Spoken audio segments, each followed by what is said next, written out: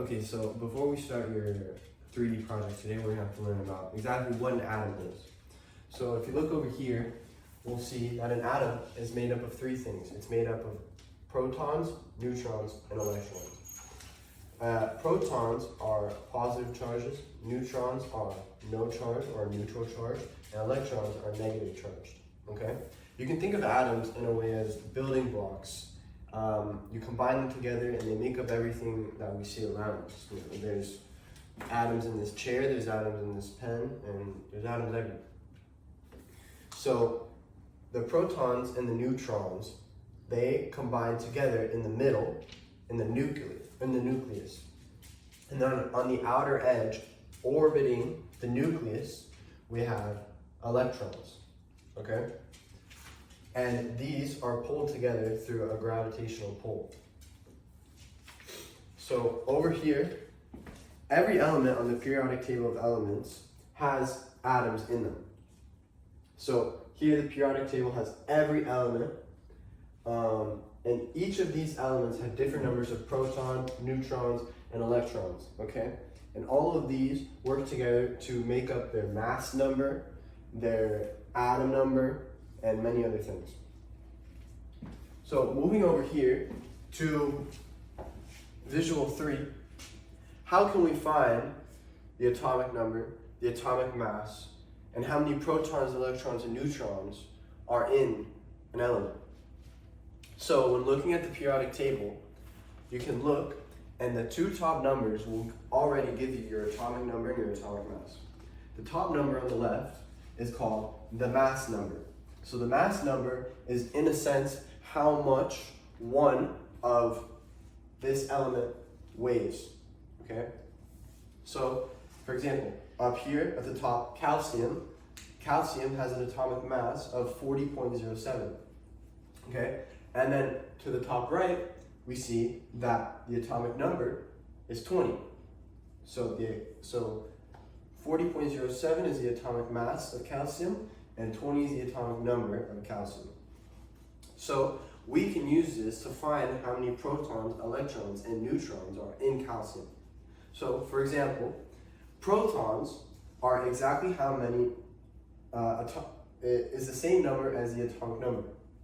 So you see, okay, if I'm trying to find out how many protons are in calcium, we'll look at the top right and we'll see, okay, there's 20, calcium has an atomic number of 20.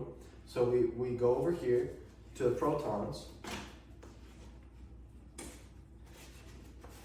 We go over here to the protons and we write 20. So we now know that there's 20 protons in calcium, okay? The electrons have the same number of protons because they have to balance each other out in the nucleus, right? So that's pretty easy. We just look at the electrons, and when we look at the protons, we see, okay, there's 20, so there are 20 electrons. Now, for the neutrons, it gets a little trickier. To find the neutrons, we have to take this mass number that we used originally, and we have to round it to the nearest whole number, and then we have to subtract the atomic number from it, okay? So here, the atomic mass is 40.07, like I said earlier. So we have to subtract 20 from this. So over here, we go 40, because we rounded it up, minus 20 equals 20. So we know that protons, electrons, and neutrons are all 20. Now, for your 3D project, we're going to be doing sodium. So let's try and figure out how the atomic number, the atomic mass, how many protons, electrons, and neutrons are in sodium. Okay, so looking at this, what's the atomic number of sodium? 11. Yeah. So that's because it's at the top left. And what's the atomic mass of sodium? 23. Yeah. And it's 23. Why? Because we rounded the 22.9 up to 23. So 22.9 rounded equals 23. So that is our atomic mass. Then to find the protons, electrons, and neutrons, how would we do that? How would we find the protons? We look at the top of sodium. So it'd be the atomic number, right? Yeah.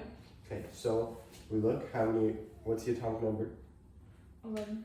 Okay, so we put 11 here. For the electrons, how do we find the electrons? It's the same as the protons, right? Yeah. So Okay, so we put 11 here as well. And for the neutrons, how do we find the neutrons? don't we subtract it by the sodium?